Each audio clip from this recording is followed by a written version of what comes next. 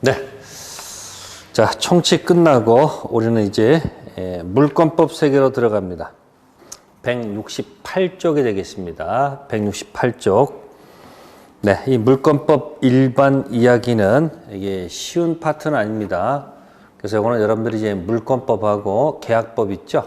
그걸 한 바퀴 돌고 난 다음에 다시 여기 돌아오면 이 내용이 훨씬 더 명확해질 겁니다. 그래서 몇 가지만 여기서 설명드릴게요. 네, 거기 보시면은 물권법 의와 특질이 있을 거예요. 그러니까 우리가 이 민법전이라는 것이, 전을 볼게요. 민법전은 크게 전체를 총괄하는 1편, 총칙, 법전을 얘기하는 겁니다. 그 다음에 2편이 있어요. 2편이 물권법이라고 되어 있고요. 3편이 우리가 채권법 되어 있고요. 네, 4편이 친족이다. 그 다음에 5편이 상속이다. 이렇게 되어 있어요. 총칙 5개예요. 그래서 민법은 5편, 1편, 2편, 3편, 4편, 5편. 그러니까 우리가 앞에서 공부한 것이 총칙을 공부했잖아요. 총칙. 네, 그럼 이제 이 물권 채권을 묶어서 우리는 이제 재산법이다 이렇게 명칭을 써주고요. 이 4편, 5편은 가족법이다 또는 신분법이다 이렇게 표현합니다. 그래서 이 재산법에는 물권 채권법이 있고요. 가족법에는 친족 상속이 있는데 우리 시험 범위에 이 친족 상속은 안 들어가요. 시험 범위는 여기 1편, 2편, 3편, 즉 우리는 미래 중개업자 여러분은 이 재산법 관련된 중개와 연관이 있다 그런 얘기예요. 그럼 거기 이제 물권법 특질을 본다면 결국은 이거랑 비교하기 위해서 하는 거예요. 물권과 뭐다? 채권. 그러니까 법률 관계는 물권 관계와 채권 관계가 있다 그런 얘기예요. 그럼 설명드리면 우리는 궁극적으로 보통 사편 채권에 계약 중심으로 흐르거든요. 계약 중심. 그래서 이 계약 중에서 우리는 가장 대표 계약이 매매 계약이다 그런 얘기예요. 이 매매 계약을 통해서 대상이 동산이 아니고 부동산일 때는 매매 계약 해가지고 결국은 마지막 순간에 이 등기를 쳐가지고 뭘 쳐가지고 등기를 통해서 물권의 대표 무슨 권? 소유권 취득하는 것이 우리 목표입니다. 그러니까 결국은 계약 중심에 있는 매매 계약을 통해서 2편 물권에 등기를 해야지 소유권 취득하는 과정이 있다 그런 얘기예요. 결국 이렇게 들어가겠네요. 그래서 물권 관계는 등기와 연관이 많구나. 등기와. 그래서 이 물권법은 물권법정주의라는 타이틀을 쓰는 겁니다. 먼저 큰 흐름을 기억하라는 얘기예요. 물권법정주의가 흐르고 있다는 얘기예요. 이유는 등기와 연관이 많으니까. 그러니까 물권은 이 법이 정하는 가지고 써야 된다. 그래서 무슨 주의가 흐른다? 물권법정주의가 지배를 하고 채권법은 계약 중심으로 돌아가기 때문에 여기는 계약 자유의 원칙이 흐르고 있다 그런 얘기예요. 원칙이. 그래서 이 틀이 이렇습니다. 그래서 등기와 연관이 많은 물권법정주의는 대부분 강행법규가 많다. 대부분 강행법규가 많고 계약자의 원칙이 흐르는 이쪽은 자유니까 계약법 관련된 규정은 대부분 무슨 법규가 많다. 임의 법규가 많다. 이렇게 연습할 수 있는 겁니다. 그러면 이 말을 잘 보시면 대부분 강행법규다라는 이 말 속에는 경우에 따라서는 임의 법규도 있다 이런 얘기죠. 임의 법규는 당사자가 그 조문과 달리 특약으로 달리 정할 수 있다는 얘기예요. 근데 거꾸로 대부분 임의법규가 많다 그러면 경우에 따라서는 채권 계약법에는 경우에 따라서는 강행법규도 존재한다 이야기예요. 그래서 여러분들이 이 물권 법정주의는 대부분 강행법규인데 임의법규가 있다는 거, 이걸 하나를 포인트를 잘 잡아 놓으시면 돼요. 책에는 이것저것 막 갖다가 각색해 놓은 겁니다. 그래서 여러분들이 책자 중에서 정말 중요한 데를 먼저 표시를 할게요. 네, 책자 가시면 거기 170페이지가 있을 거예요. 170페이지. 그래서 거기 4번을 꼭 좀 기억해 두세요. 물권법은 대부분 강행법규가 많다. 그런데 가끔 임의 규정이 있다라고 돼 있어요. 자, 그럼 거기 보시면은 첫 번째가 뭐 상린관계란 말도 있고요. 전세권 이야기 있습니다. 전세권 처분 양도, 유치권이란 말도 있고요. 관습법도 있고요. 관습법 법정도 있고요. 저당권 효력도 있단 말이에요. 그러니까 임의 법규인 거, 그럼 제가 또 그걸 그냥 넘어가면 안 되겠죠. 그래서 물권법은 원칙을 먼저 기억하셔야 돼요. 대부분 뭐가 많은데, 네, 강행법규가 많은데, 그죠? 네, 경우에 따라서는 가끔 무슨 법규도 있다. 임의법규도 있다. 그러면 시험 문제에 이런 것들을 자주 낸단 말이에요. 자, 그러면 뭐 이런 얘기를 할게요. 네, 이런 얘기입니다. 예를 들어서 자, 이렇게 할게요. 전 저유, 네, 상관 마유, 그죠? 지나 사라지.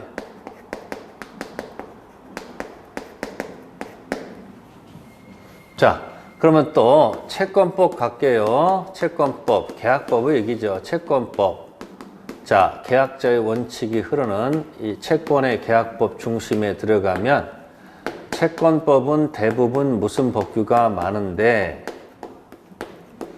일단 기억해 두세요. 임의법규가 많은데 경우에 따라서는 무슨 법규도 있다. 강행법규도 있다 이야기예요. 그럼 여기도 경우에 따라서 강행법규가 나올 수도 있겠죠. 그 미리 말씀드리는 거예요. 자, 이거는 뭐냐면 이렇게 얘기합니다. 술을 1차만 먹어야 되는데 술을 2차까지 먹으니까, 술을 2차까지 하니까, 그죠? 그 다음날 공부하는데 헤매요? 헤매지 않아요? 공부 헤매죠. 그러니까 잔소리 하는 거예요.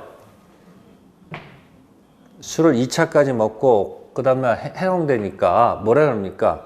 술을 2차까지 하니까 그 다음날 공부 헤매. 그러니까 그 야단 맞는 사람 뭐라 그러는 거예요? 아, 전 저요, 상관 마요, 지나 잘하지. 스토리가 연결되어 있습니다. 그럼 여기서 보시면은 말해 드릴게요. 꼭 기억해 두셔야 돼요. 자, 먼저 이거부터 할게요. 네, 계약법에 있는 건데 여기 이자가 있습니다. 이 차가 있고 해자가 있고 몇자가 있죠. 순서대로 할게요. 요거는 첫 번째가 이자는 뭐냐면 이익이 연체가 되면 해지할 수 있다는 이 규정은 이기보다 짧게 정해서 임차인에게 불리하면 효력이 없는 편면적 강행법규.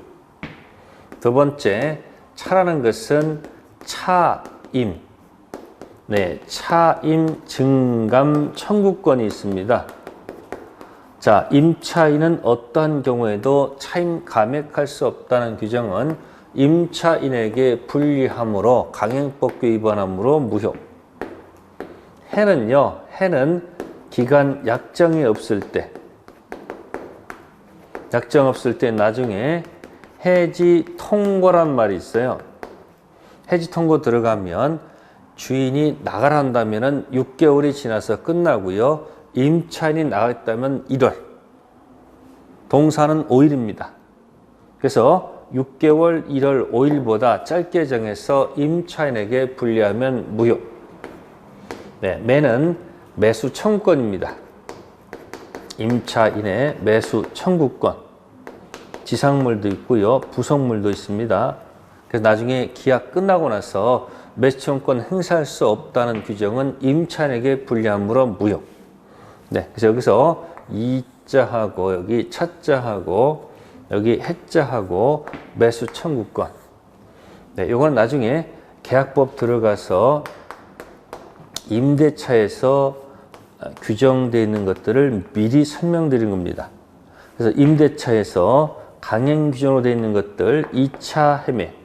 술을 2차까지 먹으니까 그 다음날 공부 헤매잖아. 그러니까 이쪽에서 뭐라고 그래요? 아, 전 저요. 상관 마요. 지나 잘하지. 자, 여기 전자가 있고 저가 있고 유가 있고 여기 산자가 있고 관자가 있습니다. 그 다음 말은 전부 다 그냥 뭐예요? 붙인 겁니다. 자, 첫 번째 저는 뭐냐? 네, 전세권 양도 금지 특약은 유효. 이미 법규와 달리 정했기 때문에 유효. 두 번째, 저는 저당권 효력이 미치는 목적물 효력 범위, 저당권 효력이 미치는 목적물 범위 관련된 규정. 뭐 부합물이라든지 또는 종물이 있어요. 종물. 이런 규정은 효력이 원래는 미치는데 미치지 않도록. 보세요. 자, 부합된 물건에 저당권 효력이 미치고 종된 것에도 미쳐요. 근데 특약을 맺어가지고 그죠? 효력이 미치지 않도록 할 수 있는 임의 규정. 자, 세 번째는 유치권입니다. 유치권 발생 배제 특약. 발생 배제 특약도 임의 규정이기 때문에 달리 정해도 유효. 유자입니다. 자, 네 번째는 상인 뭐냐? 상린관계입니다. 상린관계, 경계에 관한 규정은 임의 규정이기 때문에 상린관계 규정과 달리 정해도 유효. 자, 관은 뭘까요? 네, 관습법지입니다. 관습법지 배제 특약도 뭐하다? 유효. 그럼 잘 보세요. 전부 다 소속이 물권법인데 이런 것들은 강행법규에 속하지 않고 임의법규니까 달리 정해도 유효. 그래서 뭐다? 전저유, 전저유. 충청도 사투리겠죠. 상관마유. 자, 리듬을 타고서 기억하세요. 이게 정말 중요한 겁니다. 그래서 여러분들이 하나하나씩 떨어지는 것을 묶어놨죠. 그래서 여러분들이 책자 170페이지에 물권법 강행규정성 원칙. 근데 가끔 임의규정도 있다는 거 거기. 자, 책자 순서는 상자가 먼저 있고 전세권, 유치권 나와 있어요. 말을 붙이세요. 뭐라고요? 전, 저유, 상관, 마유. 자, 그래서 그거는 당사자가 달리 정할 수 있다는 거. 그리고 채권법, 계약법 들어가서 임대차에서 강행 규정 몇 가지 갖다 놨습니다. 자, 술을 2차까지 먹으니까 공부 헤매지? 그러니까 저기서 뭐 한다? 전, 저유, 상관, 마유. 일단 적어놓고 나중에 이 의미를 갖다가 뭐예요? 한번 생각해 보시면 유용한 암기법이 될 것이다. 그런 이야기입니다. 네, 이게 가장 중요한 얘기예요. 자, 이런 생각을 갖고 한번 생각해 보자. 그런 얘기예요. 자, 그 다음에 이제 자, 거기서 이제 볼게요. 물권법의 특질이 있습니다. 물권법 특질. 네, 책자에 보시면은 168쪽에 있을 거예요. 네, 거기 보시면 물건의 이제 객체가 나와요. 객체. 그죠? 자, 물건의 객체는 당연히 물건이 맞지요. 물건을 지배하는 거니까 당연히 물건의 객체가 되는 건 당연한 겁니다. 그런데 경우에 따라서 권리도 물건이 물건의 객체가 되는 것은 당연한 것이고, 권리도 경우에 따라서 물건의 대상이 될 수 있다는 것. 그래서 첫 번째 기억해 두세요. 네, 지상권 또는 이 전세권은 이 권리거든요. 이 권리 자체가 저당권이라는 물건의 객체가 될 수 있다는 거. 책자에 나와 있을 거예요. 네, 거기 보시면 지상권, 전세권, 목적으로 하는 저당권 하나 기억하세요. 자, 그 다음에 이제 두 번째는 물건은 지배권이다, 이렇게 들어가 있습니다. 네, 물건을 뭐 하는 권리예요? 지배하는 권리입니다. 그래서 지배할 때는 거기 보시면은 직접 지배한다 라는 말도 있고요. 네, 두 번째는 이제 배타적 지배, 이렇게 있습니다. 네, 직접 지배한다는 것은 타인의 행위를 개입시킬 필요가 없다는 얘기예요. 개입시킬 필요가 없습니다.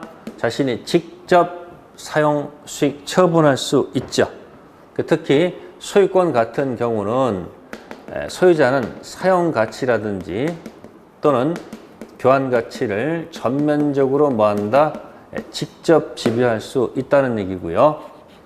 그 다음에 배타적으로 지배해야 됩니다. 어느 누구도 건드리면 안 되겠죠. 그럼 배타적 지배를 하려면은 일단 상대방이 이게 네 거라고 인정할 수 있는 근거가 있어야겠죠. 그래서 뭐가 필요하다? 네, 공시가 필요한 겁니다. 공시가. 그래서 우리는 부동산 같은 경우는 뭐를 통해서 알리고요. 네, 부동산은 대표적으로 등기를 통해서 알리고, 네, 동산은 현재 갖고 있는 거, 네, 점유를 가지고 알린다, 그런 얘기고요. 자, 배타적 지배하려면 하나의 물건에는, 그죠? 하나의 물건이 인정될 수밖에 없는 거죠. 당연한 거예요. 하나의 독립된 물건에 하나의 물건이 인정된다. 일물일건주의가 나타날 수밖에 없습니다. 그래서 하나의 독립된 물건에 하나의 물건을 인정한다. 그래서 이 독립된 것에다가, 그죠? 하나의 독립된 물건을 인정하기 위해서는 공시가 필요한 거예요. 그래서 부동산은 등기를 통해서, 동산은 점유를 통해서 서로 연관되어 있다는 얘기죠. 근데 이 일물일건주의도 들어가면 많은 예외가 존재합니다. 예외가 존재하는 거예요. 참고해 두세요. 자, 뭐가 있을까요? 여러분들, 필지, 일부에다가, 네, 용익 물건 설정할 수 있다는 것. 물론 도면 첨부에서, 도면을 첨부해서 뭐 해야 될까요? 등기해야 되겠죠. 얘입니다. 또 한동 건물 일부에다가, 네, 여러분들 뭐 전세권 설정할 수 있지 않을까요? 즉, 용익물건 설정할 때 꼭 전부에다가 설정하는 것이 아니고 일부에다가 설정할 수 있는 예외도 있지 않을까요? 자, 또 뭐가 있을까요? 또 대표적 예로 건물 같은 경우죠. 네, 건물 일부가 구조상, 이용상 독립성이 있으면 구분 소유라는 소유권을 인정할 수도 있죠. 그러니까 전부 다 예외입니다. 부분적인 거, 부분에다가 용익물건 설정할 수 있고, 건물 부분에 독립성이 있으면 무슨 소유, 구분 소유를 인정하는 이런 예외도 있다, 그런 얘기입니다. 네, 참고해 두시면 되고요. 네, 세 번째는 절대권이죠. 절대권. 절대권은 누구한테나 뭐 할 수 있다, 주장할 수 있다는 얘기죠. 즉, 뭐 아까 여기 같은 경우 이렇게 등기를 해놨으니까 내 물건이니까 누구한테도 모든 사람한테 주장할 수 있다는 거죠. 이제 비교되는 것이 채권이에요. 채권은 이제 온리 주장이에요. 당사자끼리만 주장하는 것이고요. 물건은 이 세상 모든 사람한테 주장할 수 있다는 겁니다. 네, 네 번째가 그래서 물권 법정주의 때문에 공시와 연관이 많잖아요. 등기와. 그래서 대부분 무슨 규정이 많다. 강행 규정이 많다. 그런 얘기죠. 근데 여기 이제 가끔 경우에 따라서는 무슨 규정도 있다? 네. 임의 법규, 임의 규정도 있다는 것.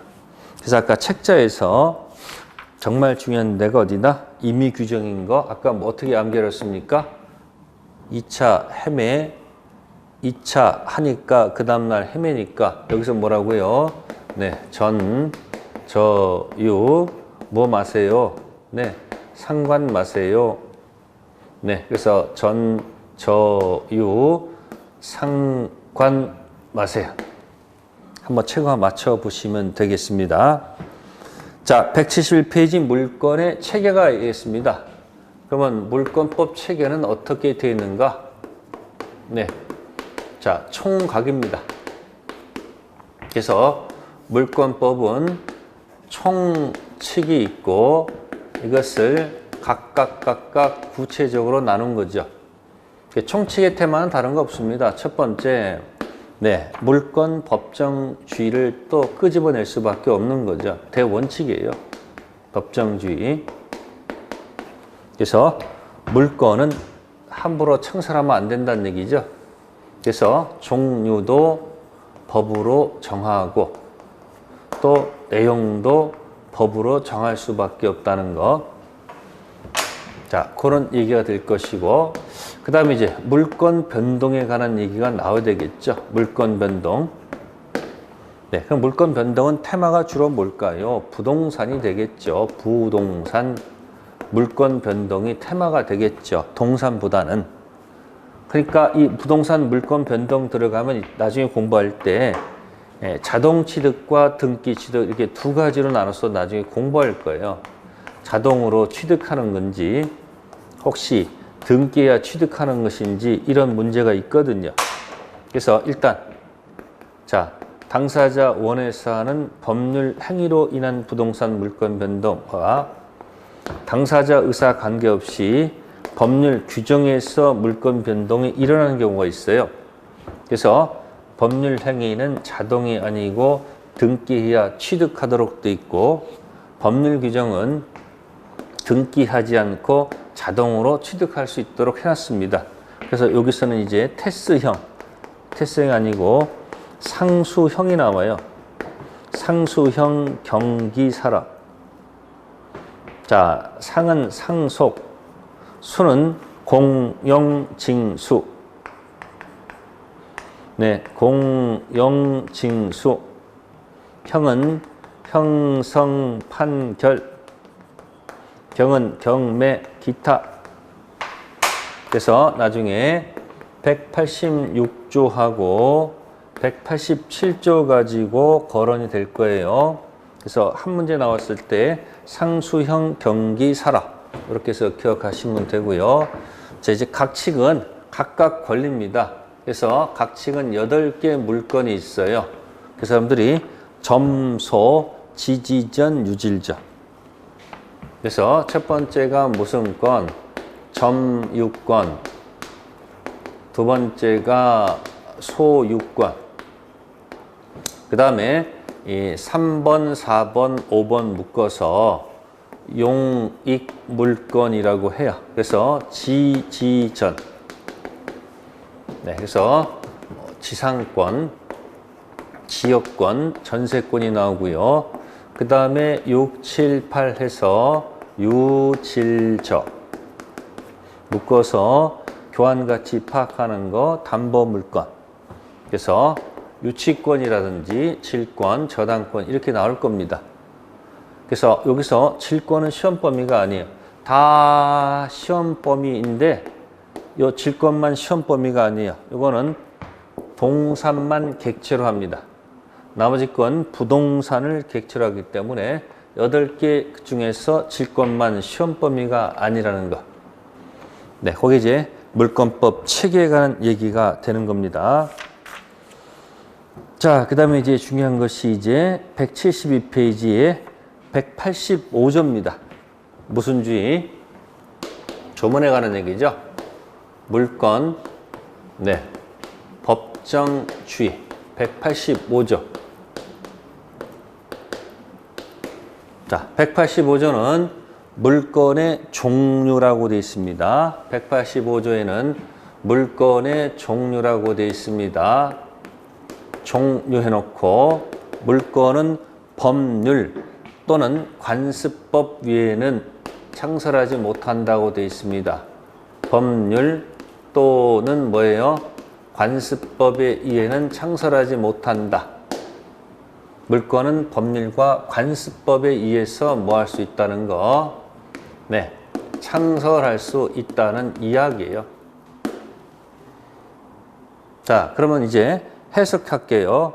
물권 법정주의는 종류만 가지고 노느냐? 꼭 그렇지는 않는다. 그런 얘기입니다. 그래서 물권 법정주의는 종류만 강제하는 것이 아니고 내용도 강제한다는 겁니다.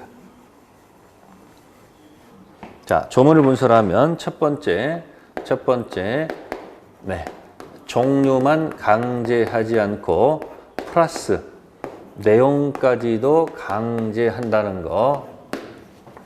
그래서 내용 강제 위반하게 되면 당연히 무효가 되겠죠. 자, 그럼 두 번째, 법률에서 어떤 물권을 창설할 수 있고, 법률에서 창설할 수도 있고, 자, 또 하나 뭐가 있습니까? 관습법에서 인정되는 물권도 나타나겠죠.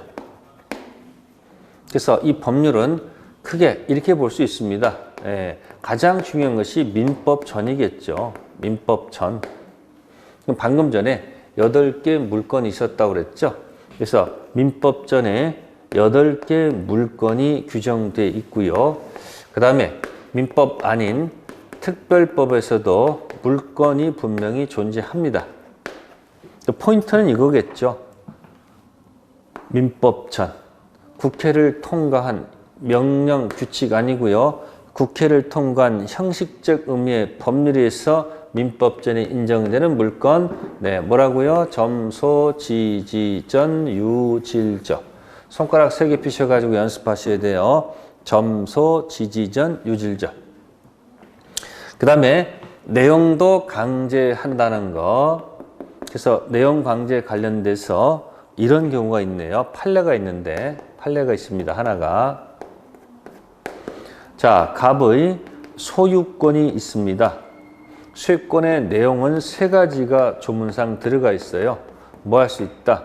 사용할 수 있고, 수익할 수 있고, 처분할 수 있다는 3가지 내용이 들어가 있어요.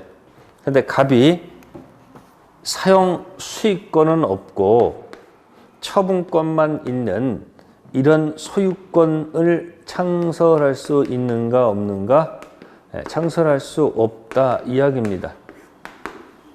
소유권은 반드시 그 내용이 사용, 수익, 처분 이 3가지 내용이 들어가 있어야 되기 때문에 갑이 사용, 수익 없는 처분권만 있는 소유권을 만들어서 거래한다는 것은 있을 수가 없습니다. 그래서 내용도 강제한다는 거.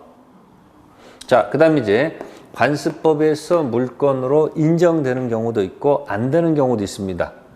관습법상 인정되는 물권으로 제일 먼저 되어 있는 것이 관습법상 인정되는 뭐가 있냐면은 분묘기지권. 분묘기지권이 있고요. 두 번째는 관습법상 인정되는 법정지상권. 아까 했었네요. 전저유 상관마유. 자, 그래서 이 2가지는 관습법상 물권으로 인정하는 것들입니다. 근데 이제 포인트가 있습니다. 판례인데 관습법상 물건으로 인정되지 않는 것. 꼭 기억하셔야 됩니다. 관습법 물건으로 인정할 수 없는 것들. 자, 첫 번째가 온천권이라는 말 나옵니다. 온천권. 두 번째, 사도 통행권이라는 말 나옵니다. 권자는 붙여 있지만 물건으로 인정하지 않고요. 또 근린공원 이용권. 권자는 붙어 있지만 관습법 물건으로 인정하지 않습니다. 또 미등기 무허가 건물 양수인. 미등기 무허가 건물 양수인. 등기 안 된 무허가 건물 양수한 사람. 네. 소유권에 준하는 관습상 물건 인정하지 않습니다. 전부 다 인정되지 않는 것들이에요. 시험 문제에 주로 나오는 것이 관습상 물건으로 인정되지 않는 것. 그래서 185조 가지고 시험 문제 내게 되면 한 문제 내기 딱 좋아요. 포인트가 먼저 내용도 강제하는 거 하나 꼭 기억하시고, 무슨 강제? 내용 강제 하나 기억하시고, 두 번째는 관습법상 물건으로 인정되지 않는 거 기억하시면 이것도 답을 맞힐 수 있다. 그런 얘기입니다. 자, 그런 얘기가 책자 172페이지부터 173페이지 보시면 거기 나와 있을 거예요. 그 판례를 자꾸 읽어두세요. 판례. 자, 그 다음에 이제 민법상 물건 분류된 것은 여러분들이 연습하셔야 돼요. 점소, 지지전, 유질절을 기억하시면 됩니다. 자, 그 다음에 이제 175쪽 가시면은, 자, 물건의 효력이 나옵니다. 자, 물건 효력. 자, 이걸 한번 이렇게 표현해 볼게요. 자, 물건과 채권이 충돌했을 때, 다음에 물건과 물건이 만났을 때 어떻게 될까? 그런 얘기를 보는 겁니다. 자, 이렇게 표현해 볼게요. 그러면 물건하고 채권이 있다. 그러면 이렇게 표현해 볼게요. 이렇게 물건하고 채권이 있다라고 했을 때 계속 내려볼게요. 네. 물건과 물건이 충돌했을 때, 물건과 채권이 충돌했을 때, 자, 채권과 채권이 충돌했을 때 어떻게 될까 하는 얘기죠. 그러면 큰 원칙은 이렇게 기억하세요. 물건은 족보가 있다. 채권은 족보가 없다라고 표현하면 대원칙을 좀 기억하는 게 좋아요. 자꾸 예외를 먼저 기억하다가 뒤로 자빠지지 마시고 원칙을 기억하세요. 자, 그러면 물건은 족보가 있다. 그러면 물건과 물건이 충돌하게 되면 족보에 먼저 올라간 순서대로 가야 되지 않을까요? 그러니까 뭐야? 물건 충돌하면 무슨 순이다? 시간순이다. 성립순에 따라서 결정한다. 그런 얘기예요. 자, 이걸 도대체 무슨 얘기로 보냐면 이렇게 봅시다, 여러분들. 네, 예를 들어서 등기부에 갑구가 있다 합시다.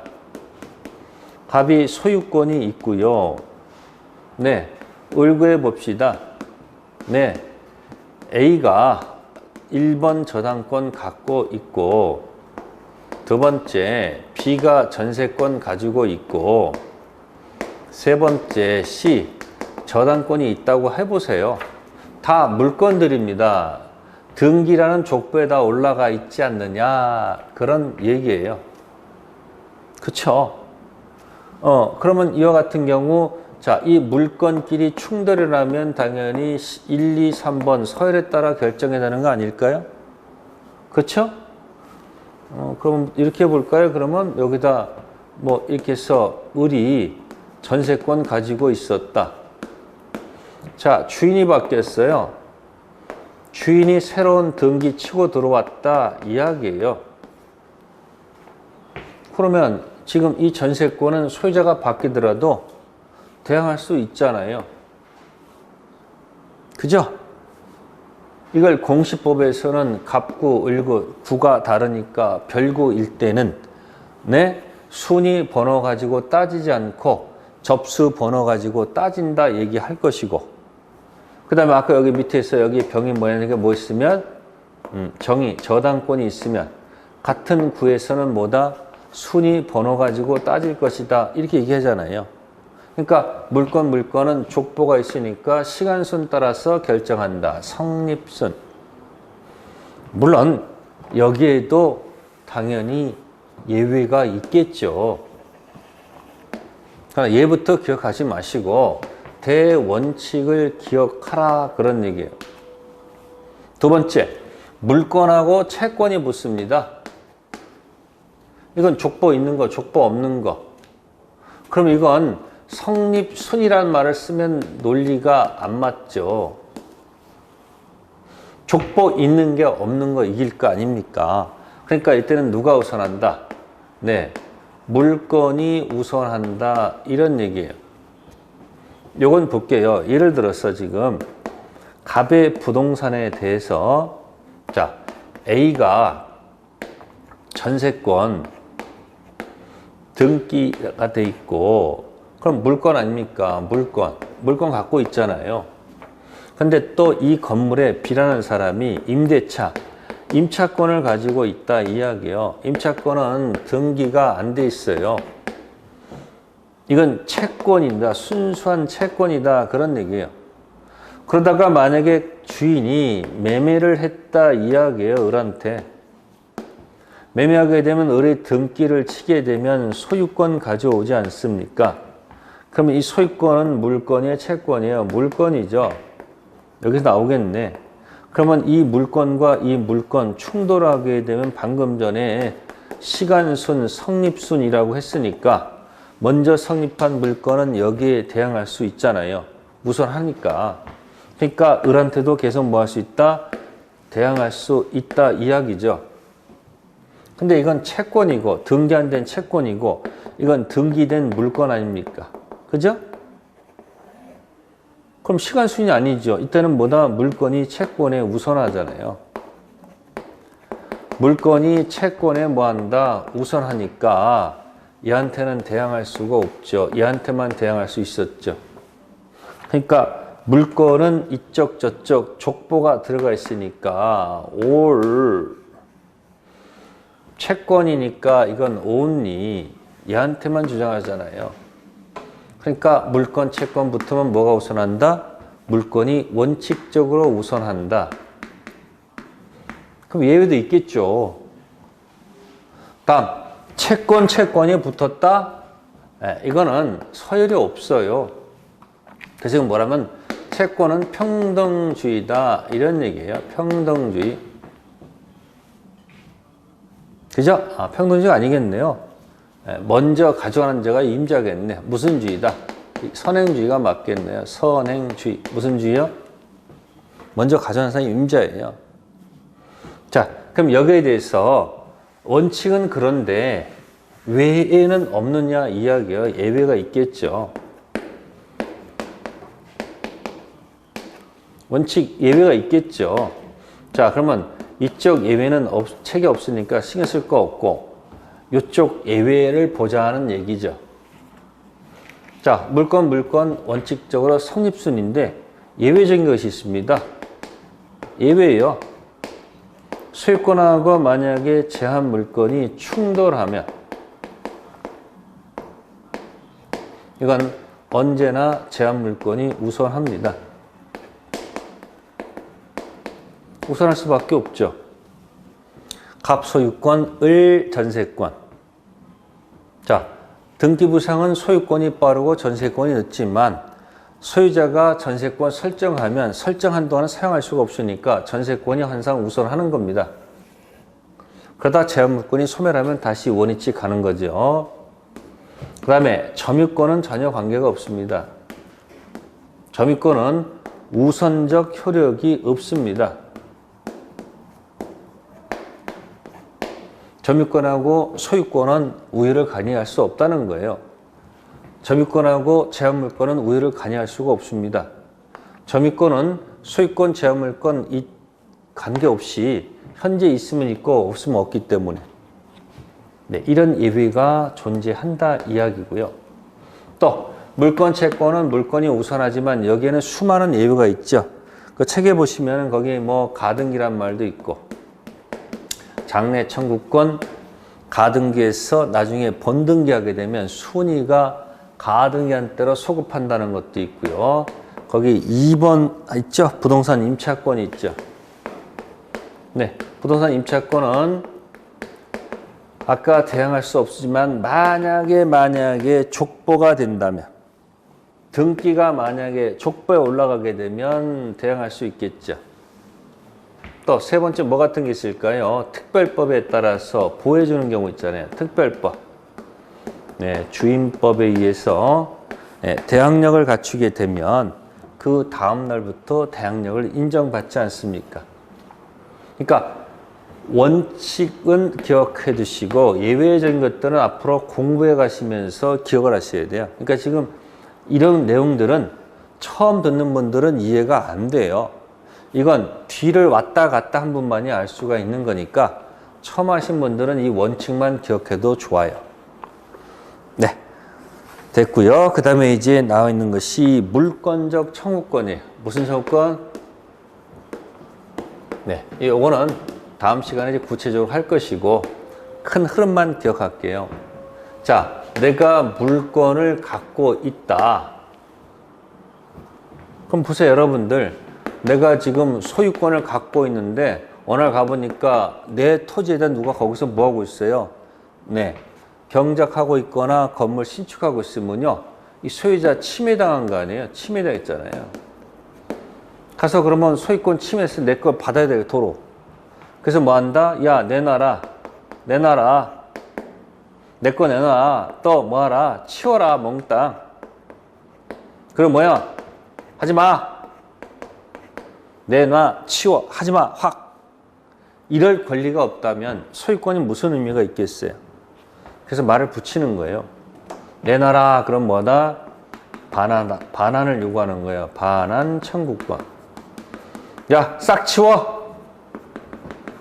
그게 뭐다? 방해 제거 청구권이라고 표현하는 겁니다. 하지마. 이거는 방해 예방 청구권이다 이렇게 얘기하는 겁니다. 내놔, 치워, 하지마. 할 권리가 있다 없다? 있다.